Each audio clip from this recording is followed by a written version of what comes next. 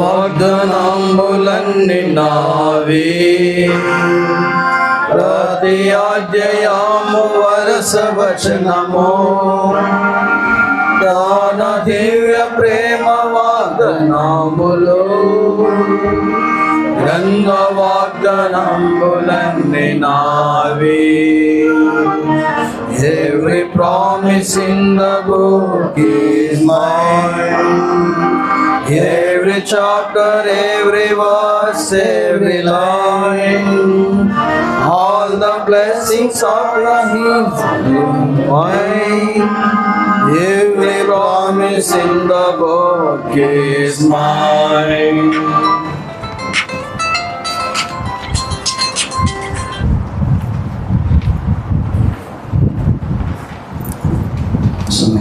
వాక్యమంటాము బయట ఉండాలి, లోపలికి రమ్మని బయట దయచేసి సమయంలో ఆరాధన కొరకే వర్తమానం వింటాము. ఆ మధ్యలో అందగేసాను మోసంకులకి సమయం.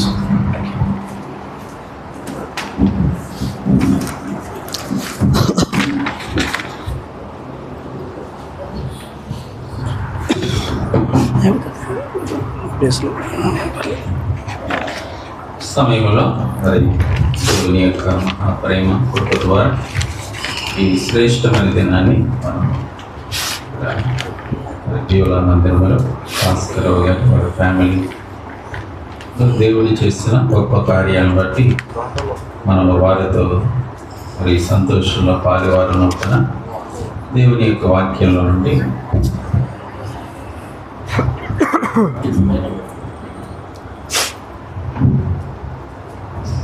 కీర్తన 66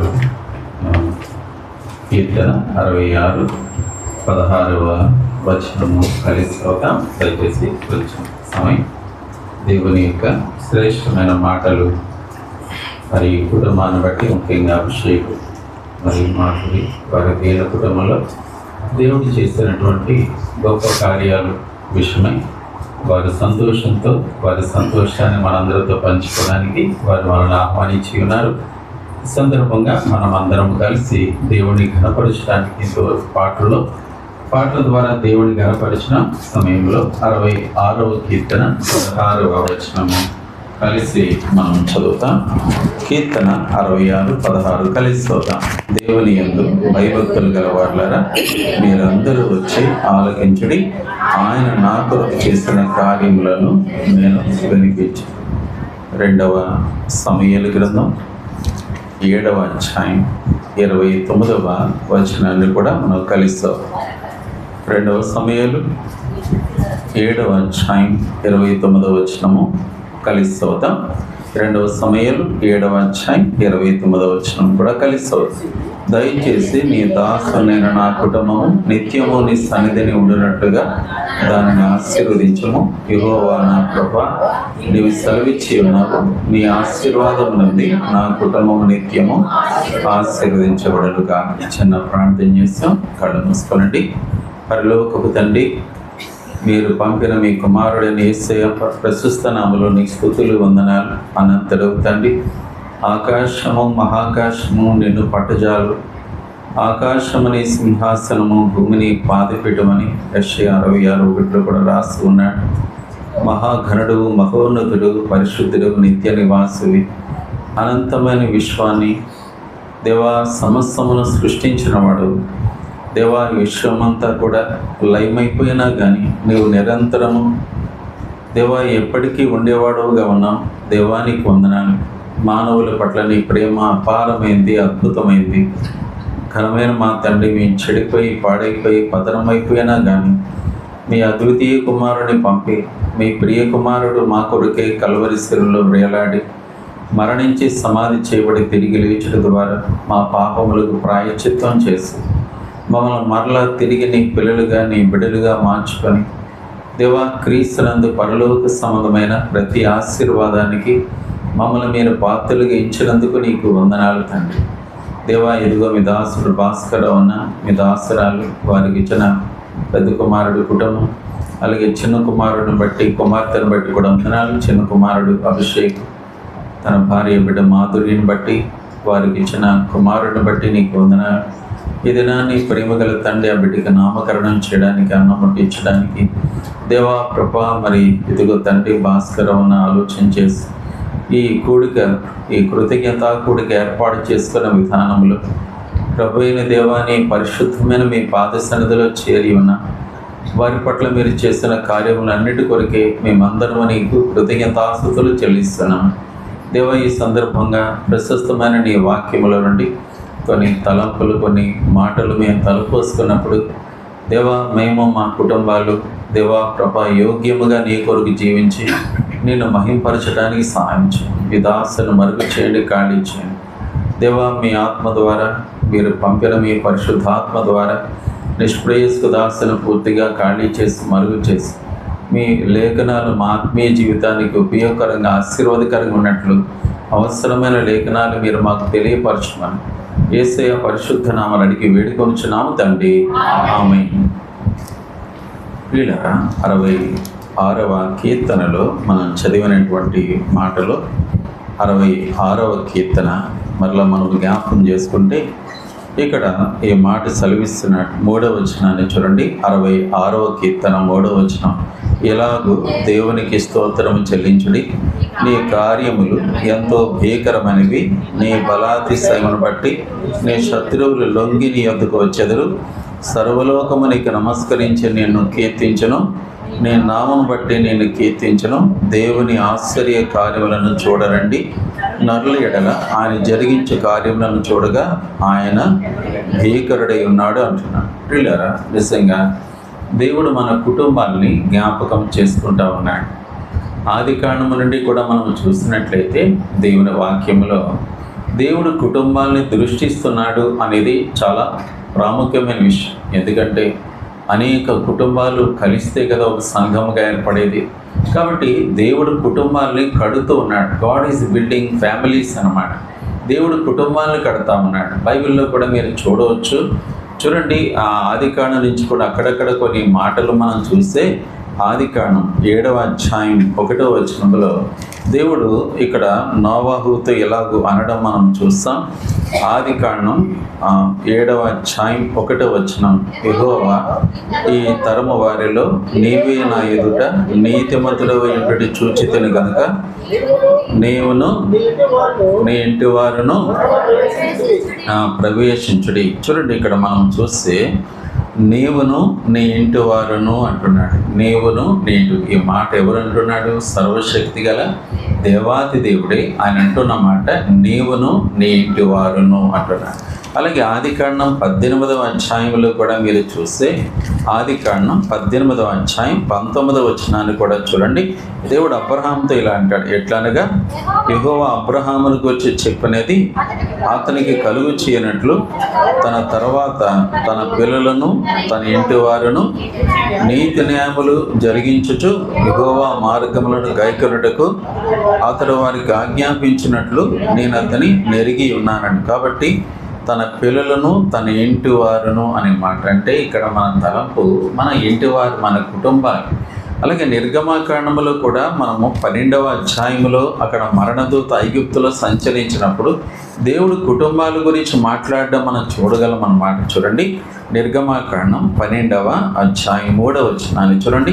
నిర్గమాకాండం 12వ అధ్యాయం 3వ వచనం, మీరు ఇశ్రాయేలుల సర్వ సమాజముతో ఈ నెల దశమి నాడు వారు తమ కుటుంబముల లెక్క చెప్పిన ఒక్కొక్కడు గొర్రెపిల్లనైనను మేకపిల్లనైనను, అనగా ప్రతి ఇంటికి ఒక గొర్రెపిల్లనైనను ఒక మేకపిల్లనైనను తీసుకుని చాలండి. కాబట్టి ఇక్కడ మనం చూస్తే మరి ప్రతి తమ కుటుంబముల లెక్క చెప్పున అంటాడు. అలాగే కిందను కూడా ప్రతి ఇంటికిని అనే మాట వాడతాడు. కాబట్టి దేవుడు మన కుటుంబాన్ని ఎంతో శ్రద్ధగా చూస్తూ ఉంటున్నాడు.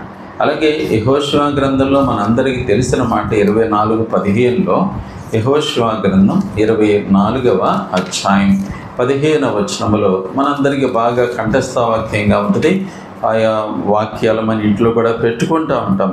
చూడండి, యెహోషువ 24వ అధ్యాయం 15వ వచనంలో, యెహోవాను సేవించుట మీ దృష్టికి కీడని తోచిన యెడల మీరు ఎవరిని సేవించెదరు? నది అద్దరిని మీ పితరులు సేవించిన దేవతలను సేవించెదరు. అమోరీయుల దేశమును మీరు నివసించుచున్నారే, వారి దేవతలను సేవించుచున్నారు. నేడు మీరు కోరుకొనుడి, మీరెవరిని సేవింప కోరుకొనినను నేనును నా ఇంటి వారును యెహోవాను, నేనును నా ఇంటి వారును. కాబట్టి మన కుటుంబాలని దేవుడు ఎంతో శ్రద్ధగా ఆయన గమనిస్తూ ఉంటున్నాడు. పిల్లరా, మనందరికంటే ఈరోజు ప్రాముఖ్యంగా ఇప్పుడు అభిషేక్ అట్లనే మాధురి వారి కుటుంబాన్ని ప్రేమించి మనము వారి దేని కుటుంబంలో చేస్తున్న కార్యాలను బట్టి మనం ఇక్కడ చేరి ఉన్నాం. మటుకు ఇక్కడ మనం జ్ఞాపం చేసుకుంటే యోబు గ్రంథంలో కూడా 1వ అధ్యాయం 5వ వచనంలో కూడా అక్కడ ఏ మాట కూడా మనం చదవగలం. యోబు గ్రంథం 1వ అధ్యాయం 5వ వచనాన్ని కూడా చూడండి. అక్కడ యోబు తన కుటుంబ విషయంలో దేవుని సన్నిధిలో ఎంత భయభక్తులు కలిగి ఉన్నాడో చూడండి. ఇక్కడ యోబు గ్రంథం 1వ అధ్యాయం 5వ వచనం ఏమంటాడు? వారి విందు దినములు పూర్తిగాగా యోబు తన కుమారులు పాపము చేసి తమ హృదయములలో దేవుని దూషించడేమో అని వారిని పిలువనంపించి వారిని పవిత్రపరిచి అరుణోదయమున లేచి వారిలో ఒక్కొక్కరి నిమిత్తమే దహన బలి అర్పించుచూచును. యోబు నిత్యము అలాగున నిత్యము కూడా తన కుటుంబం విషయంలో ఎంతో భయము భక్తి కలిగి దేవుని సన్నిధిలో ప్రాయశ్చిత్తం చేయడానికి మరి యోబు ఇష్టపడతా ఉన్నాడు. పర్యవసనం ఏంటంటే 10వ వచనాన్ని కూడా చూడండి. యోబు గ్రంథం 1:10లో కూడా చూస్తే, నీవు అతనికి అతని ఇంటి వారికని అతని కలిగిన సమస్యములకు చుట్టూ కంచి వేసిదివు కదా, నీవు అతని చేతి పనిని దీవించుచుండడు చేత అతని ఆస్తి దేశంలో బహుగా విస్తరించి ఉన్నదంటాడు. శ్రేష్టమైన మాట. కాబట్టి నీవు అతనికి అతని ఇంటి వారికిని అంటాడు. కాబట్టి లేరా, దేవుని యొక్క గాఢమైన కోరిక మన కుటుంబాలు దేవుని ఇంటిలో దేవుని సమాజంలో దేవుని మహిమార్థమై ఉండాలని దేవుడు కోరుకుంటా ఉన్నాడు. ఇంకొక మాట కూడా చూడండి. యెషయా గ్రంథం 8వ అధ్యాయం 18వ వచనంలో మనం చూస్తే, యెషయా గ్రంథం 8వ అధ్యాయం 18వ వచనంలో దేవుని యొక్క గాఢమైన కోరిక అక్కడ యెషయా తను వ్యక్తం చేస్తున్నాడు. ఏమంటాడండి? యెషయా గ్రంథం 8:18 ఏమంటాడు? ఇదిగో నేనును యెహోవా నాకు ఇచ్చిన పిల్లలను సియోను కొండ మీద నివసించు సైన్యములకు అధిపతి యెహోవాని సూచనలుగాను మహత్కార్యములుగాను ఇశ్రాయేలుల మధ్య ఉన్నాము అంటున్నాడు. కాబట్టి ఎలా ఉండాలి మన కుటుంబాలు అంటే సూచనలుగా మహత్కార్యములుగా ఉండాలనేది దేవుని గాఢమైన కోరిక. దినాన నిజంగా మనం అలా ఉండగలుగుతున్నామా? మనము మన కుటుంబాలు అట్లాగూ దేవుని సన్నిధిలో దేవుని మందిరములో సంఘములో సూచనలుగా మహత్కార్యములుగా అంటే అనేకుల మహిమార్థమై ఉండగలుగుతున్నామా? నిజంగా అలాగ ఉన్న కుటుంబం ఎంతో శ్రేష్టమైనదిగా మనం చూడాలి. అలాంటి కుటుంబాన్ని దేవుడు కట్టాలని ఆయన కోరుకుంటా ఉన్నాడు. మటుకు ప్రియులారా, ఇక్కడ 127వ కీర్తనలో మనం చూస్తే 127వ కీర్తన అక్కడ ఇలాగూ మనము చదువుతూ ఉంటున్నాం. 127వ కీర్తనలో మనం చూసినట్లయితే 3, 4, 5 వచనాలు ఇట్లా అంటారు. కుమారులు యెహోవాను గురించి స్వాస్యము, గర్భఫలం ఆయన ఇచ్చు బహుమానమే. యవ్వన కాలమందు పుట్టిన కుమారులు బలవంతుని చేతిలో బాణములు వంటి వారు, వారితో తన అంబలుపద నింపుకొనిన వాడు ధన్యుడు. అటువారు సిగ్గుపడక గుమ్మములో తమ విరోధులతో వాదించు. కాబట్టి ఈ చిన్న మాట, కుమారులు యెహోవాని గురించి స్వాస్యము, గర్భఫలము దేవుడిచ్చేటువంటి బహుమానం. ఈ దినాన్ని మరి బిడ్డ మరి అభిషేక్కి అలాగే మాదిరికి దేవుడు ఒక బహుమానాన్ని వారి ఒళ్ళో పెట్టాడు. ఒక గిఫ్ట్గా, ఒక వరముగా ఒక బాబును వారి ఒళ్ళో పెట్టాడు. దేవుడు ఇలా అంటా ఉన్నాడు, చూడు అభిషేక్, చూడు మాధురి, నేను మీకు ఒక వరం ఇచ్చాను, ఒక బహుమానం ఇచ్చాను. ఆ బహుమానమును నా మహిమార్థమై నా నామఘనత కొరకు ఎంతో అనేకులకు ఆశీర్వాదకరంగా ఉండినట్లు నా మహిమ కొరకు మీరు పెంచాలి అని దేవుడు గాఢంగా కోరుకుంటా ఉన్నాడు. కాబట్టి ఒక గిఫ్ట్ అంటున్నాడు, ఒక బహుమానం. గర్భఫలం ఇచ్చి యెహోవా ఇచ్చు బహుమానం. కాబట్టి ఆ బిడ్డలు కూడా ఎలా ఉండాలని దేవుడు కోరుకుంటా ఉన్నాడు అంటే, మరి వాళ్ళు ఎంతో రాబో కాలములో ధైర్యముగా దేవుని మహిమార్థమై భూమి మీద నిలబడేవారుగా దేవుని నామ ఘనత కొరకు జీవించే వారిలో ఉండాలని దేవుడు గాఢంగా ఆయన కోరుకుంటా ఉన్నాడు. కనుకనే ఇక్కడ మనం చూస్తూ ఉంటున్నాము అనేకులకు ఆశీర్వాదకరంగా. చూడండి, లూకాసు సువార్త 1వ అధ్యాయం 17వ వచనం, అక్కడ చివరి మాట కూడా చూడండి. లూకాసు సువార్త 1వ అధ్యాయం 17వ వచనములో ఎలా అంటాడు? లూకాసు సువార్త 1:17 చివరి మాట చూడండి. అక్కడ చివరి మాట, అతడు పుట్టినందున అనేకులు సంతోషింతురనెను. అతడు పుట్టినందున అనేకులకు సంతోషం కలిగా. ఈరోజు ఒకవేళ గనక మనం చూస్తే ఈ శ్రేష్టమైన సమయంలో బిడ్డకి నామకరణం చేస్తే కానీ, లేకపోతే కనుక అన్నం వడ్డించినా కానీ, ఒకవేళ ఈ దినాన్ని సంతోషం అనేది మనం చూస్తే అభిషేక్ ఉంటుంది, మాధురి ఆ పాపకు ఉంటుంది, అలాగే భాస్కరరావు అనుకుంటుంది, అక్కగారికి ఉంటుంది, లేదా కనుక వారి దగ్గర వారికి ఉంటుంది, తోటి మనలాంటి సేవకులకు దేవుని బిడ్డలు కూడా సంతోషంగా ఉంటుంది. కరెక్టే. కానీ మనకంటే ఎక్కువగా వారి ఇంటి వారి కంటే ఎక్కువగా దేవుని యొక్క గాఢమైన కోరిక అంటే అనేకులకి అతడు పుట్టినందున కుటుంబం వాళ్ళే కాదు, అనేకులు సంతోషించాలని దేవుడు కోరుతా ఉన్నాడు. వ్రాయబడిన మాట, అతడు పుట్టినందున అనేకులు సంతోషింతురు అంటారు. అతడు పుట్టినందున అనేకులు ఎప్పుడు అలాగూ సంతోషిస్తారు? ఎప్పుడు అలాగూ సంతోషాన్ని కలుగజేసేవారికి ఉంటారా పిల్లలు? అంటే ఎప్పుడైతే వాళ్ళు దేవుని మహిమార్థమై, ఇన్ గాడ్స్ గ్లోరీ, దేవుని మహిమార్థమై వాళ్ళు జీవించగలుగుతారు. బైబిల్లో ఇట్లాగ అంటున్నాడు. 139వ కీర్తనలో మనం చూడగలం. 139వ కీర్తన అక్కడ ఇలా అంటాడు చూడండి. 139 139వ కీర్తన అక్కడ ఈ చక్కటి మాట మనం చూడగలం. 17-18 వచనాలను చూడండి. 139వ కీర్తన 17 చదవం. దేవాని తలంపులు నాకెంత ప్రియమైనవి, వాటి మొత్తం ఎంత గొప్పది, వాటిని లెక్కించదని అనుకుంటున్నా అవి ఇసుక కంటేనూ లెక్కకు ఎక్కువైనాయి. చాలండి పిల్లరా, చూడండి ఇక్కడ మనం గమనిస్తే దేవుని తలంపులు ఎంత విస్తారమో ఇక్కడ అంటున్నాడు. దేవాన్ని తలంపులు నాకెంత ప్రియమైనవి, వాటి మొత్తం ఎంత గొప్పది, వాటిని లెక్కించదని అనుకుంటున్నా అవి ఇసుక కంటే లెక్కకు ఎక్కువై ఉన్నావని అంటున్నాడు. పిల్లలు దయచేసి ఇక్కడ గమనించి అంటున్నాడు కదా, దేవుని తలంపులు ఎలాంటివో. ఇక్కడ మనం చూస్తే ఒకవేళ భాస్కరరావు గారు, అక్కగారు, లేకపోతే కనుక మరి ఇక్కడ అభిషేక్ కానీ అమ్మాయి కానీ మనం చూస్తే కనుక వారి తలంపులు ఎన్ని ఉంటాయి, వారికి పుట్టిన బిడ్డ పట్ల ఎన్ని ఉంటాయి. వాళ్ళని అడిగితే కనుక ఏదో కొన్ని చెప్తారు, ఇంకా చెప్తారు, కానీ అవి చాలా తక్కువ. ఎందుకనంటే కనుక దేవుని తలంపులు అంటే ఇసుక కంటే ఎక్కువ అంటున్నాడు. ఇసుక అంటే ఎంత ఇసుక అండి పిల్లరా? ఇసుక అంటే చూడండి, గుప్పుడు ఇసుక ఎక్కువ వద్దు. లారీలు, ట్రాక్టర్లు, ఎడ్లు బండి ఇసుకలు కాదు. ఎంత అండి? కేవలము గుప్పుడు ఇసుకని లెక్క పెట్టమంటే అభిషేక్ని అంకులు చాలా పనిష్మెంట్ ఇది నాకు అంటాడు. ఏమండి? గుప్పుడు ఇసుక అండి, గుప్పుడు కూడా వద్దులే, ఇంత కొంచెం లెక్క పెట్టి నాకు చెప్పమ్మా అంటే, అమ్మో అంకులు ఇది అసాధ్యం అంటాడు. మైక్రోస్కోప్ దగ్గర పెట్టుకున్నా కూడా మన వల్ల కాదది. ఎందుకంటే దేవుడు ఈ పోలికి చెప్పాడు, దేవుని తలంపులు విస్తారమైన, దేవుని ఉద్దేశాలు అవి ఎంతో విస్తారం అన్నమాట. రాస్తున్నాడు కదా, దేవాని తలంపులు నాకెంత ప్రియమైనవి, వాటిని మొత్తం ఎంతో గొప్పది, వాటిని లెక్కించాలనుకుంటే అవి ఇసుక కంటెను లెక్కకు ఎక్కువ. ఎంత ఇసుక అనేది చెప్పలేదు, కానీ ఎక్కువ అవసరం లేదు. గుప్పుడు ఇసుక కూడా మనకు కష్టమై లెక్క పెట్టడం. కాబట్టి దేవుని తలంపులు విస్తారమని గ్రహిస్తాను. అంటే ఈ దేను కుటుంబం పట్ల, మరి ముఖ్యంగా అభిషేక్, మాధురి వారి బాబు పట్ల దేవుని తలంపులు బహు విస్తారం అంటున్నాడు. చాలాసార్లు మనం గ్రహించలేం. లేదా దేవుడు అనంతుడై ఉన్నాడు. ఆకాశ మహాకాశములైన పట్టజాలవు ఆయన మానవులను ఎంతో ప్రేమిస్తున్నాడు. బైబిల్ ఏమంటుందని యోహాను 3:16లో ఆయన లెక్క అంటున్నాడు కదా, దేవుడు లోకమును ఎంతో అంటే దానికి అంతు లేదు, ఎంతో అంటున్నాడు. దేవుని తలంపులు కూడా ఎంతో గొప్పవి అంటున్నాడు. అవి ఇంత అంతా కాదు, లెక్కకు ఇసుక కంటే ఎక్కువ. అంటే ఇసుక మనం లెక్క పెట్టలేము, కొంచెం ఇసుక ఇచ్చిన మనం లెక్క పెట్టలేము. దేవుడే అంటున్నాడు దాని మొత్తం ఎంతో గొప్పది, అది లెక్కించాలనుకుంటే ఇసుక కంటే ఎక్కువ అంటున్నాడు. అంటే మన వల్ల కాదు, అది ఇంపాసిబుల్.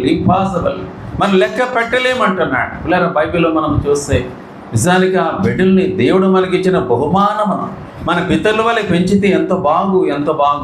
నిర్గమాకాండం 2వ అధ్యాయంలో మనం చూస్తే, నిర్గమాకాండం చూడండి త్వరగా, నిర్గమాకాండం 2వ అధ్యాయం అక్కడ మనం చూసినట్లయితే ఇక్కడ మోషే తల్లిదండ్రులు అమ్రాము జొకబేదులు మనం తలపోసుకోవచ్చు.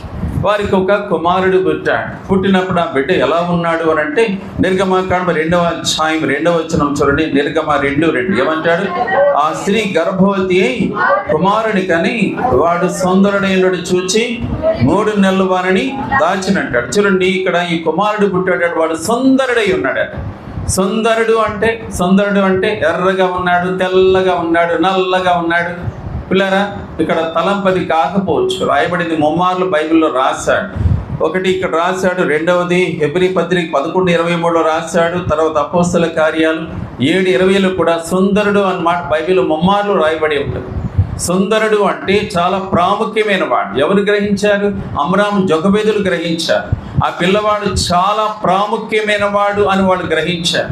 ఎందుకు గ్రహించారంటే ఆ దినాలు ఇశ్రాయేలుకు విమోచకుడు కావాలి, రక్షకుడు కావాలి. ఐగుప్తు బానిసత్వం నుండి ఇశ్రాయేలు ప్రజల్ని బయటికి తీసుకురావడానికి ఒక విమోచకుడు కావాలి. కాబట్టి వారు అనుకుంటున్నారు ఎక్కడో పుడతాడు, ఎక్కడో ఉంటాడు అనుకున్నారు. కానీ నిజానికి ఆ వ్యక్తి అక్కడే ఐగుప్తు దేశంలోనే ఉన్నాడనే విషయం వాళ్ళకి తెలియలేదు. కానీ అందుకు చెప్పాలంటే అమ్రాము జొకబేదులు గ్రహించారు. ఏమని గ్రహించారు? అరే, ఈ కుమారుడు ఖచ్చితంగా ప్రాముఖ్యమైన వాడు, సుందరుడు. ఎందుకంటే ఇతనే ఆ రక్షకుడేమో, ఇతనే ఆ విమోచకుడేమో, ఇశ్రాయేలు సంతతిని, దేవుని ప్రజలను ఐగుప్తు నుంచి విమోచించడానికి దేవుడు ఎన్నుకున్నటువంటి సాధనం ఇతనేమో అనే తల్లిదండ్రులు గ్రహించగలిగారు. అభిషేక్ మాధురి కూడా విషయాన్ని గ్రహించారు. పుట్టిన ఈ కుమారుడు, ఈ బిడ్డ మాకు చాలా ప్రాముఖ్యమైన వాడు. ఎంత ప్రాముఖ్యమైన వాడంటే కనుక ఇతను రాబోయే దినాల్లో అనేకులకి రక్షణార్థిగా ఉన్నాడేమో. ప్రియులారా, ఇక్కడ ఆ బిడ్డని పరిస్థితులు బట్టి వదిలిపెట్టాల్సి వచ్చింది తల్లిదండ్రులు. కానీ ఇక్కడ చూడండి, ఫరో రాజకుమార్తె మరి నదిలో ఆ బిడ్డ దొరికినప్పుడు ఈ మాట చూడొచ్చు మీరు. నిర్గమకాండం 2వ అధ్యాయం 9వ వచనాన్ని చూడండి. నిర్గమ 2:9 ఏమంటాడు? ఫరో కుమార్తె ఆమెతో, ఈ బిడ్డను తీసుకుని పోయి నా కొరకు వారికి పాలిచ్చి పెంచుము, నేను నీకు జీతం ఇచ్చేదనని చెప్పగా ఆ స్త్రీ ఆ బిడ్డను తీసుకుని పోయి పాలిచ్చి పెంచు. ఇక్కడ గమనించు, జొకబేదు ఆ బిడ్డని ఎట్లా పెంచిందంటే చిన్నప్పటి నుంచి కూడా ఆ బిడ్డకి నూరు పోసింది. ఏమని? బిడ్డ, ఇదిగో నువ్వు ఇశ్రాయేలు ప్రజలకి రక్షకుడివై ఉన్నావు, విమోచకుడివై ఉన్నావు, వారిని కఠినమైన బానిసత్వం నుంచి తప్పించేవాడు నీవే అని ఆ పిల్లవాడిని చిన్నప్పటి నుంచి నూరిపోస్తుంది. బైబిల్ సెలవిస్తూ ఉంది, సామెతలు 22 బాలుడు నడవలసిన త్రోవను వానికి నేర్పం, పెద్దవాడి అన్నప్పుడు వాడు దాని యొద్ద నుండి తొలగిపోవడం రాయబడతా.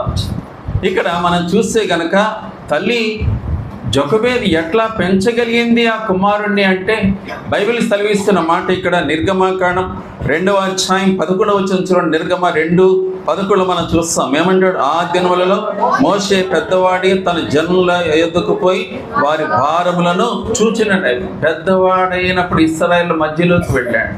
తల్లి ఏదైతే నేర్పిందో, చిన్నప్పటి నుంచి ఏది నేర్పిందో, ఇది నన్ను మరి అభిషేకండ మాధురి జ్ఞాపం చేసుకోవాలప్ప. ఏమనంటే కనుక తల్లిది చాలా ప్రాముఖ్యమైన పాత్ర. చిన్నప్పుడు ఆ బిడ్డను నువ్వు ఎట్లా మలచాలనుకుంటున్నావో, ఆ బిడ్డ పట్ల నీకు కలిగిన విజన్, నీ ప్రార్థనలో దేవుడు ఏం బయలుపరిచాడు, ప్రార్థనలో దేవుడు నీకు ఏది చూపించాడు, ఆ రీతిగా కుమారుని పెంచాల్సిన బాధ్యత మొదట తల్లికి ఉంది. తర్వాత డిసిప్లైన్ చేయడానికి తండ్రికి తర్వాత బాధ్యత ఉంది.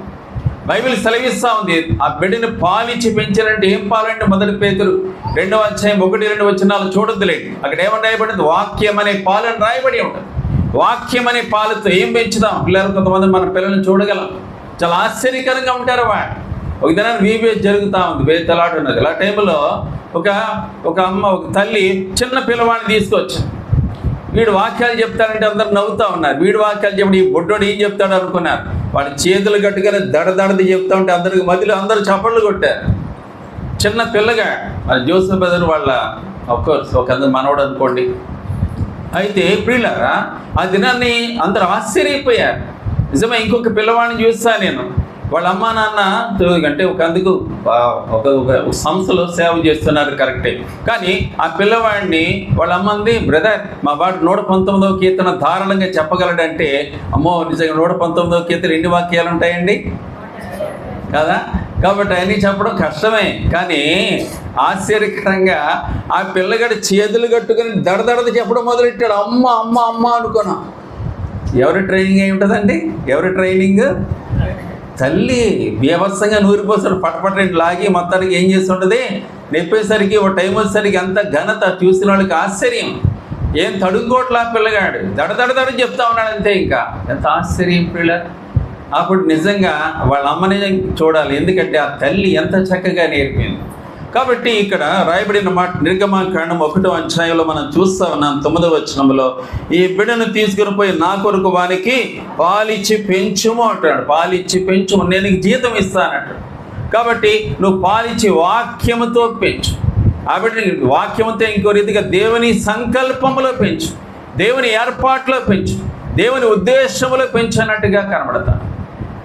పిల్లరా, ఇది నా తర్వాత మోషే పెద్దవాడైనప్పుడు హెబ్రీ పత్రిక 11:24 కదండి, 24 ఇక్కడేమో మోషే పెద్దవాడైనప్పుడు ఐగుప్తు విషయమైన ఆ భోగభాగ్యాలు గొప్పవని ఎంచుకొనుక దేవుని ప్రజలతో శ్రమ అనుభవించిన మేలుని రాజకుమారుడిగా ఉండడానికి ఇష్టపడలేదు, దానికి బదులుగా దేవుడిచ్చే బహుమానము కొరకు కనిపెట్టాను రాయబడింది బైబిల్లో. కాదా పిల్ల?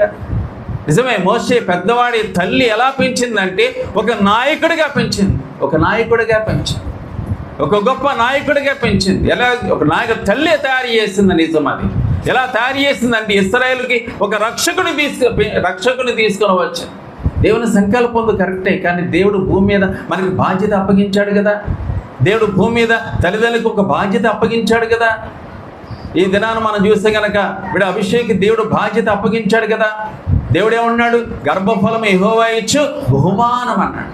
అంటే ఈ బహుమానం నా మహిమ కొరకే పెంచమంటున్నాడు, ఫర్ మై ఓన్ గ్లోరీ. పిల్లలు ఈ దినాల్లో మనం చూస్తే వీడిని పెంచాలి, బాగా చదివించాలి, కానీ వీడు ఏదైనా పెద్ద జాబ్ చేయాలా, లేదా కనుక బాగా సంపాదకుడిగా చేయాలి. ఆ క్రమంలో ఏమైపోతుంది తెలుసా అండి?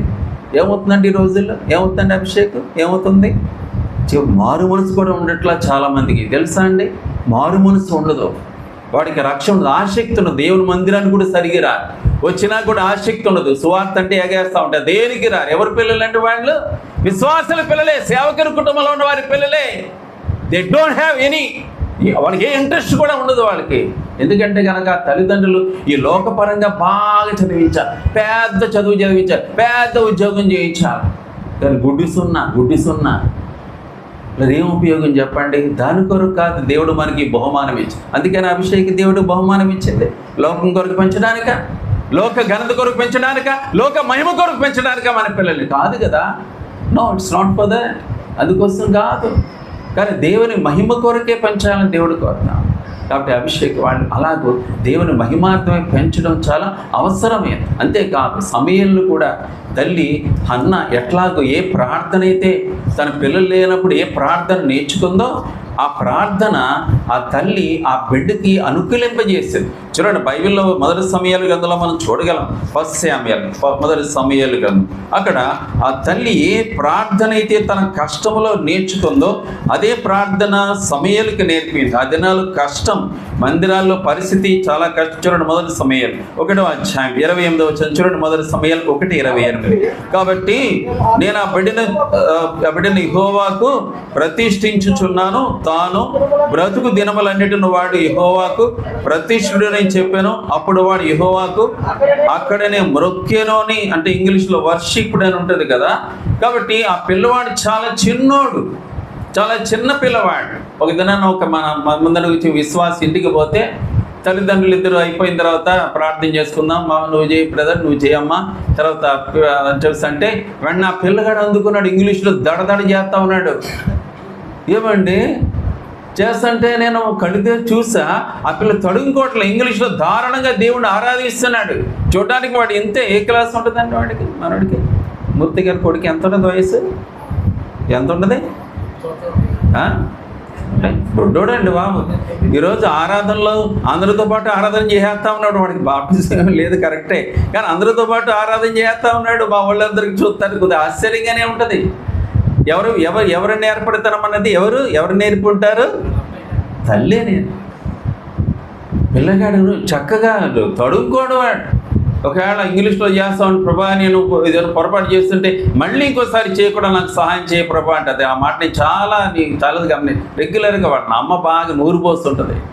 దాంతో చక్కగా ఆరాధన చేయగలరు. చిన్నోడు వాడు పెద్దోళ్ళు సరిగించారు. ఏమండి మనకి పెద్ద అమ్మగారులు అక్కగారులకే సరిగ్గా ఆరాధన రాదు. ఆరాధన చేయమంటే ప్రార్థన చేస్తారు కదా. సేవకుడు ఎన్నిసార్లు చెప్తా ఉంటాడు, అమ్మా అమ్మా ఆరాధిస్తున్నాను తండ్రి అని అంటే ఏం చేస్తారండి, ప్రార్థిస్తున్నాము తండ్రి అంటారు. ఎన్నిసార్లు చెప్పనే అదే వంకరే వంకర. సరే ప్రియులారా, ఒకసారి మనం జ్ఞాపం చేసుకుంటే ఇక్కడ తల్లి చిన్నప్పుడే హన్న ఎంత చక్కగా నేర్పిందంటే ఆ పిల్లవాడు బాల్యంలోనే ఆరాధిస్తున్నాడు. సరే ఇప్పుడు మందిరానికి అప్పగించింది. ఏమని రాయబడింది బైబిల్లో చూడండి ఒకసారి. మొదటి సమయం 2వ అధ్యాయం 11వ వచనం చూడండి. మొదటి సమయం 2:11 ఏమంటాడు, తర్వాత ఎల్కానా రామాలోని తన ఇంటికి వెళ్ళిపోయాను. అయితే ఆ బాలుడు యాజకుడి అని ఏలి ఎదుట యెహోవాకు పరిచర్య. చూడండి ఇక్కడ ఏలి ఎదుట యెహోవాకు పరిచర్య. ఏలి ఎదుట యెహోవాకు అంటే చేసేది ఏలికి, కానీ నిజానికి యెహోవాకు పరిచర్య. చూడండి ఇక్కడ చేసేది నిజానికి అక్కడ స్థానిక సేవకుడికి పరిచర్య చేస్తున్నాడు, కానీ వాస్తవానికి బైబిల్లో అది దేవునికే చేస్తున్నట్టుగా మళ్ళీ అదే మాట రిపీట్ చేస్తాడు ఇక్కడ. మళ్ళీ మీరు చూడండి ఇక్కడ మనం చూస్తే 18వ వచనం చూడండి. 18వ వచనం ఏమంటాడు, బాలుడైన సమూయేలు నాతో చేయబడిన ఎఫోదు ధరించుకొని యెహోవాకు పరిచర్య చేయొచ్చు. వాళ్ళ తల్లి వాడికి ఒక బట్ట తీసుకొచ్చేది. ప్రతి సంవత్సరం అక్కడ పండగది వచ్చినప్పుడల్లా ఏం చేసేది, అతను ఒక చక్కటి ఒక బట్టను తీసుకొచ్చి తొడిగి వెళ్ళిపోయేదట. బైబిల్ పండితులు అంటారు, పెద్ద బోధకులు అంటారు కదా, అయ్యా అది ప్రార్థన అనే వస్త్రం అంటారు. ఆ పిల్లవాడికి సమూయేలుకి ప్రార్థన నేర్పింది. అందుకే తర్వాత అంటాడు కీర్తనలు, ఆయనకు ప్రార్థన చేయవారిలో సమూయేలు ఉండేను అని రాయబడి ఉంటుంది. ఎందుకంటే సమూయేలు ప్రార్థన తల్లి ద్వారా నేర్చుకున్నాడు. ఎన్నోసార్లు తర్వాత చూసే వాళ్ళ అమ్మ ఎప్పుడు మోకాళ్ళ మీద ఉండేది, ప్రార్థనలో ఉండేది. వాళ్ళ అమ్మ ఎప్పుడు కూడా మోకాళ్ళ మీదనే ప్రార్థనలు ఎప్పుడూ ఉండేది. కాబట్టి పిల్లగాడికి అది చూసేవాడు. దాంతో తల్లి కూడా అనిపింది, బిడ్డ మందిరంలో ఎక్కువ ప్రార్థన చేయి, నువ్వు అనుకున్నట్టుగా మందిరంలో పరిస్థితులు ఉండవు. ఎందుకంటే చూసేవాడు ఏలి కొడుకులు చూస్తే వంకరగా ఉండేవారు, మాటలు చెడ్డగా ఉండేవి. ఏంటి అన్న ఏంటని ఇలా చేస్తున్నారండి. వాళ్ళ అమ్మ వచ్చినప్పుడు కంప్లైంట్ చేస్తుంటాడు, అమ్మ నేను వచ్చేస్తానమ్మా ఇంటికని ఉంటాడు. ఏరా ఏమైంది అంటే, ఏమి ఆయనమో అంకుల్ పెద్దోడైపోయాడు, ఆ కొడుకులు ఉన్నారే వాళ్ళని చాలా ఇబ్బంది పెడుతున్నారు, వాళ్ళు మంచోళ్ళు కాదమ్మా అని ఉంటాడు. తల్లి ఏం చెప్పడది, అరే పనికి మనం వచ్చారా అని ఉంటుందా, అంటదా? లేదు. ఏం చెప్పి ప్రార్థన చేస్తా బిడ్డ, ఎక్కువ ప్రార్థన చేస్తా, అదే నీకు సహాయకరం. బిడ్డారా బైబిల్ చెప్తా ఉంది, ఒక దినం వచ్చింది ఆ ప్రార్థనాపరుడైన సమూయేలు దేవుడు మాట్లాడడానికి ఇష్టపడ్డాడు. ఒక రాత్రికాల సమయంలో మనం పెరుగుతాం, ఏలి పడుకున్నాడు. దేవుడు ఆ పెద్ద సీనియర్ గాడ్ సర్వెంట్తో మాట్లాడలే. ఆ సీనియర్ గాడ్ సర్వెంట్ ఎవరండి ఆయన? ఏలి. ఆయనతో మాట్లాడలేదు దేవుడు. ఎవరితో మాట్లాడడానికి ఇష్టపడ్డాడండి? ఒక చిన్న పిల్లవాడితో మాట్లాడడానికి ఇష్టపడ్డాడు. తన హృదయ బాధ దేవుడు చెప్పుకోవడానికి ఏలిని వాడుకోలే, కానీ ఒక చిన్న బాలుడితో మాట్లాడుతూ వచ్చాడు. బైబిల్ సెలవిస్తూ ఉంది, సమూయేలు అంటే మరి లేచి అంకుల్ గారు పిలిచారా అన్నాడు.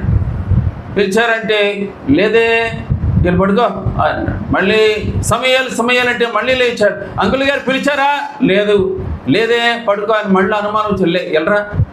ఎలా అనిపించింది నీకంటే, అదే సమూయేలు అని ఎవరు పిలిచారు, మీరు పిలిచినట్టుగానే ఉందంటే, ఈసారి పిలిస్తే యెహోవా నీ దాసుడు ఆలకించాడు సెలవిమ్మని చెప్పినాయన అంటే మళ్ళీ 3వసారి అలా అనగా దేవుడు అతనితో మాట్లాడాడు. లేరా బైబిల్ సెలవిస్తా ఉంది. మొదటి సమూయేలు కదా 3వ అధ్యాయంలో మనం చూస్తే మొదటి సమూయేలు 3వ అధ్యాయం 19వ వచనాన్ని చూడండి. 19 మొదటి సమూయేలు 3:19 ఏమని రాయబడిందండి? సమూయేలు పెద్దవాడు కాగా యెహోవా అతనికి తోడై ఉన్నందున అతని మాటలో ఏదియు తప్పిపోలేదని రాయబడతాం. ప్రియులారా మనం జ్ఞాపం చేసుకుంటాం, ఈ కడవరి దినాల్లో మన పిల్లల విషయంలో ప్రియులారా ఈ సెల్ ఫోన్ లోకాన్ని ఎక్కువగా ఆవహించిన దినాల్లో పిల్లరా పిల్లల్ని దేవుని మహిమార్థమై వాక్యంలో పెంచడానికి పాతకాలంలో ఒక రకం, కానీ ఈ కాలంలో బహు భయంకరమైన దినాలు. ఎందుకంటే సెల్ ఫోన్ స్లోగా అన్ని స్థలాల్లో ఆక్రమణ చేస్తుంది. తల్లిదండ్రులు కూడా అన్నం పెట్టడానికి లేదంటే కనుక వాడిని పడుకోబెట్టడానికి అన్నిటికీ సెల్ ఫోన్ కావలసిన అయిపోయింది. ఎందుకంటే వాడిని నేర్పేదే అది. దేవుడు నేర్పమన్నాడు, ఇమ్మని చెప్పాడు దేవుడు. నీ పిల్లోడికి అన్నం తినిపించడానికి సెల్ ఫోన్ ఇవ్వయా, లేదంటే వాడిని పండబెట్టడానికి సెల్ ఫోన్ దేవుడు చెప్పాడా? ఇంట్లోనే కాదండి, ట్రైన్లో కూడా అంతే. ట్రైన్లో కూడా నేను చూస్తూనే ఉన్నాను. ఆ ట్రైన్లో కూడా ఇదే తంతు కాదండి ప్రియుల. ఆ హేతువును బట్టి మనం జ్ఞాపం చేసుకోవాలి. లేఖనం సెలవిస్తూ ఉంది, ఇక్కడ మనం చూస్తుంటున్నాం, పెద్దవాడైనప్పుడు సమయంలో ప్రవక్తగా స్థిరపడ్డాడు. ప్రవక్తగా, అందుకే పిల్లలు మనం చూస్తాం, మనం ప్రార్థన చేయాలి, అభిషేక్ ప్రార్థన చేయాలి, అమ్మాయి మాధురి ప్రార్థన, ఏమని ప్రార్థన చేయాలి? ఈ ప్రార్థన చేయాలి. న్యాయాధిపతుల గ్రంథం 13వ అధ్యాయం, న్యాయాధిపతులు 13వ అధ్యాయం చూడండి ఒకసారి. న్యాయాధిపతుల గ్రంథం 13వ అధ్యాయం ఒకసారి మీరు చూడండి. అక్కడ ఈ చిన్న ప్రార్థన మనం చూడగలం. న్యాయాధిపతుల గ్రంథం 13వ అధ్యాయం 8వ వచనం చూడండి, 8, 9 వచనాలు. న్యాయాధిపతులు 13వ అధ్యాయం 8, 9 వచనాలు ఏమంటాడు? అందుకు మనోహ, నా ప్రభా నీవు పంపిన దైవజనుడు మరలా మా ఎదుకు వచ్చి పుట్టబోవా బిడ్డకు మేము ఏమేమి చేయవలనో దాన్ని మాకు నేర్పునట్లు దయచేయమని యెహోవాను వేడుకొనగా దేవుడు మనోహ ప్రార్థన ఆలకించును గనుక ఆ స్త్రీ పొలములో కూర్చుండగా, చాలు 12వ వచనం కూడా చూడండి. అందుకు మనోహ, కావున నీ మాట నెరవేరినప్పుడు ఆ బిడ్డ ఎట్టివాడుగునో అతడు చేయవలసిన కార్యం ఏమిటో తెలుపుమని మనవి. కాబట్టి మాధురి ప్రార్థించు, అభిషేక్ ప్రభా బిడ్డను ఎట్లా పెంచాలి, ఆ బిడ్డ పట్ల నీ ఉద్దేశం, నీ సంకల్పం ఏంటి? దాని కొరకే మనం తల్లిదండ్రుల మీద బాధ్యత తల్లి మీద ఎక్కువ ఉంది. ఇలా ఎందుకంటే దేనికైనా కూడా ప్రార్థనలో దేవుడు బయలుపరుస్తాడు. తన సంకల్పం ఏంటో, తన ఏర్పాటు ఏంటో బయలుపరుస్తాడు. ఆ హేతువును గుడ్డెత్తిన ఊరికే అలా చేయలేము, కానీ ప్రార్థనలో దేవుడు బయలుపరుస్తాడు. ఇక్కడ అంటున్నాడు కదా, ఆ బిడ్డని ఎట్లా పెంచాలో, ఆ బిడ్డని ఎట్లా పెంచాలో మాకు తెలియచేయమని అడుగుతా ఉన్నాడు. పిల్లలు చాలా అవసరం, అది చాలా అవసరం. అది ఆ బిడ్డని ఎలా పెంచాలో అయ్యా మాకు బయలుపరచు, ఆ దైవజనుడి ద్వారా, లేదా కనుక మాకు తెలియచేయి అని అడుగుతా ఉన్నాడు. అలా ప్రార్థన చేస్తున్నారు. అభిషేక్ అలాగే మాధురి అలా చేయగలుగుతున్నారా? అది చాలా అవసరం. అది ఎప్పుడు చేయాలా, ఎప్పుడు చేయాలా? విలాపవాక్యాలు అంటున్నాడు. విలాపవాక్యముల గ్రంథం 2వ అధ్యాయం ఏమంటాడండి? విలాపవాక్యములు 2వ అధ్యాయం చూడండి. విలాపవాక్యం 2వ అధ్యాయం ఇలాగ సెలవిస్తాం, వేకోజా కదా మీ పిల్లలు వాళ్ళు. 19వ వచనం చూడండి. విలాపవాక్యం 2వ అధ్యాయం 19వ వచనం ఏమంటాడు? నీవు లేచి రేయి మొదటి జామున మొరపెట్టుము, నీళ్లు కుమ్మరించినట్లు ప్రభు సన్నిధిలో నీ హృదయమును కుమ్మరించము, నీ పసిపిల్లల ప్రాణము కొరకు నీ చేతులను ఆయన తట్టు ఎత్తుము అంటున్నాడు. ఓ ప్రియులారా, మనం జ్ఞాపం చేసుకుంటాం. వేకోజామున లేచి నీ పసిపిల్లల కొరకు అంగలార్చు, ప్రార్థన చేయి, వారి భవిష్యత్తు కొరకు వేడుకో, దేవుణ్ణి అడుగు. పిల్లరా, అది తల్లిదండ్రులకి చాలా అవసరం. అది చాలా అవసరం. నువ్వు పోటుపడాలి, తల్లిదండ్రులు పోటుపడాలి, దాని విషయంలో బాధ్యత వహించాలి. చివరిగా ఈ చిన్న మాట కూడా మనం చదివి ముగిద్దాం. చూడండి. ఆదికాండం 44వ అధ్యాయం 33, 34 వచనాలు కలిసి మనం చదువుతాం.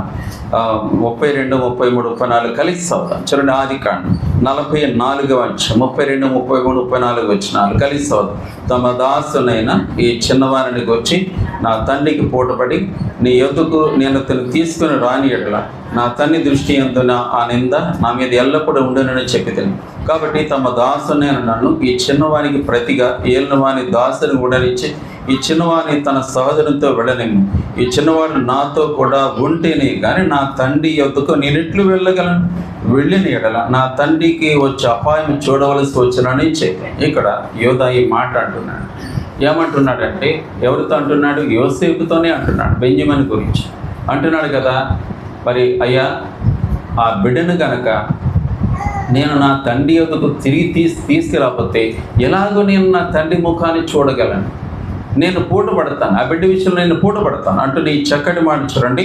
తమ దాసును నేను ఆ చిన్నవారికి వచ్చి నా తండ్రికి పూటపడి నీ యొద్దకు నేను తను తీసుకురాని ఎడల నా తండ్రి దృష్టి యందు ఆ నింద నా మీద ఎల్లప్పుడూ. ఇది నా అభిషేక్తో మాదిరి దేవుడు అంటున్నాడు. ఇదిగో ఈ బిడ్డని దేవుని మహిమ కొరకు పెంచి దేవుని రాజ్యంలో చూడగలుగుటకు, in God's glory, in God's heaven చూడగలిగినట్లు ఆ బిడ్డని సిద్ధపరచాల్సిన బాధ్యత. ఆ బిడ్డను లేకుండా తండ్రి ముఖాన్ని ఎట్లా నేను చూడగలను అంటున్నాడు. నేను పూటపడి ఆ బిడ్డని సిద్ధపరుస్తాను తన జీవితకాలంలో రక్షణ పొందేలాగా. ఇది తేలిగ్గా అనుకోదు అభిషేక్, తేలిగ్గా అనుకోద్దమ్మా మాతారు. ఇది నాలో అంత తేలిగ్గా ఉండడం లేదు, సరైన ఆత్మీయ వాతావరణం లేదు మన బిడ్డలు రక్షణ పొందడానికి. యూత్ క్యాంపులు కూడా కేవలం నామకా మారుతాం అనే కాలక్రమేణ ఒకప్పుడు ఎంతో గంభీరంగా ఉండేవి, సీరియస్గా ఉండేవి, నవ్వులాట్ల కారణంగా మారిపోతా ఉన్నాయి కొన్ని చోట్ల.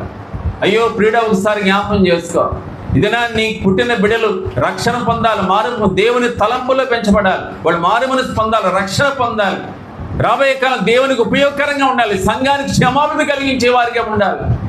వారిని చదివించినా ఏం చేసినా కానీ for God's glory and God's glory only అలా ఉండాల్సి ఉంది. అట్లా కాకపోతే ఏముందండి?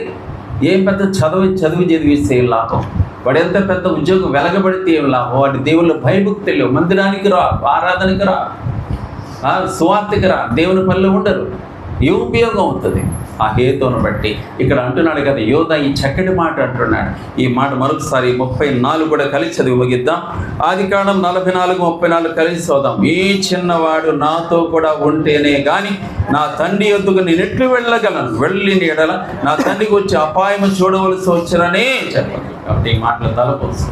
ప్రేమగల దేవుడు రాబో కాలం అభిషేక్, అలాగే మాధురి వారి ఫ్యామిలీ, అలాగే పెద్ద కుమారుడు వారి ఫ్యామిలీ, భాస్కర్ గారి ఫ్యామిలీ అట్లా రాబో కాలం దీవించబడ్డారు, ఆశీర్వదించబడ్డానికి పరిశుద్ధాత్మ దేవుడు తన కృపను నిండుగా బిడ్డలకు దయచేయనుగాక.